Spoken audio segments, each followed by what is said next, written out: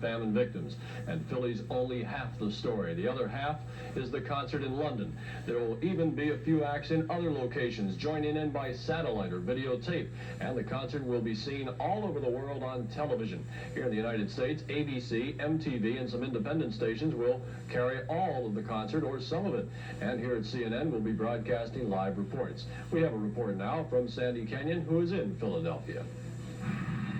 It's been called an electronic Woodstock because even though the Saturday crowd won't be as large as the one at that 1969 event, the potential worldwide audience for Live Aid will be far greater. Thanks to television, almost 90% of all the people in the world will be able to see it. Veteran director Tony Verna is in charge of the satellite feed.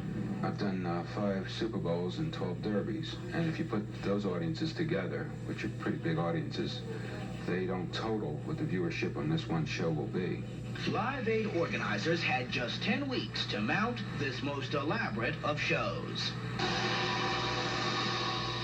For Bill Graham, Live Aid is a logistical nightmare. The scope of this is beyond our conception. If you can imagine 3 days of Woodstock wrapped into 12 hours in Wembley and in Philadelphia. At Philadelphia's JFK Stadium, the Union Jack flies next to the Stars and Stripes as a reminder of the concert taking place in England. A reminder, too, that it is there this whole event got started.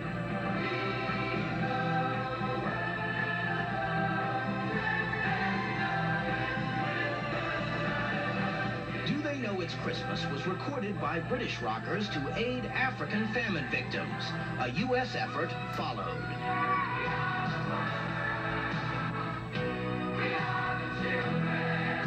At the We Are the World session, superstars were urged by producer Quincy Jones to check their egos at the door. Surprisingly, that spirit seems to have carried over to Philadelphia, where hotel staffs are finding the stars aren't acting like stars at all. There haven't been that many demands. It's been very, very quiet and really very easy. In the past, rock stars have given up their time, most notably at the 1972 Bangladesh concerts, only to find that later, profits got tangled in a legal web. Live Aid organizers promise once the cost of the concert is paid for, every penny raised will be going towards African relief, and they expect to raise anywhere between $10 and $50 million. But one band was not convinced. Huey Lewis and the News withdrew from Live Aid. So did Stevie Wonder, citing prior commitments. Wonder was one of relatively few black acts on the bill, which has sparked criticism and some last-minute additions by concert organizers. Ashford and Simpson, for example, were asked to perform just last week. Michael Jackson and Lionel Richie were also asked, but refused, citing prior commitments, claim the concert promoters. Ditto Ray Charles. Prince cited a temporary retirement from performing, but did agree to help solicit funds at the concert.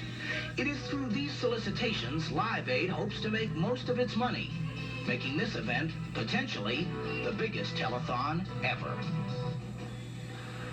Meanwhile, in London, final preparations are complete, though the schedule is still subject to change. Mike Chinoy was at today's rehearsal.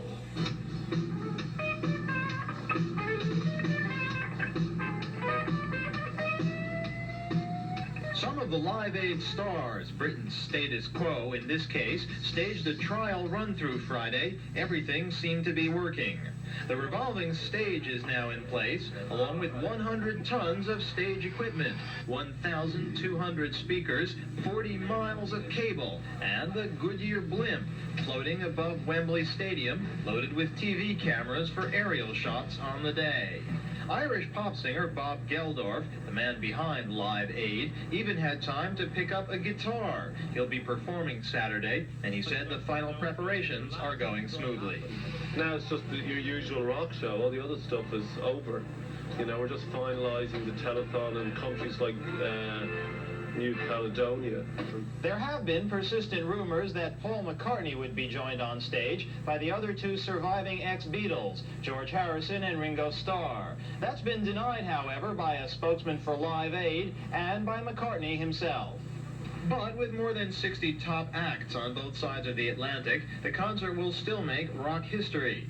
Not least because it's expected to draw a worldwide television audience, and because what happens on this stage and in Philadelphia could...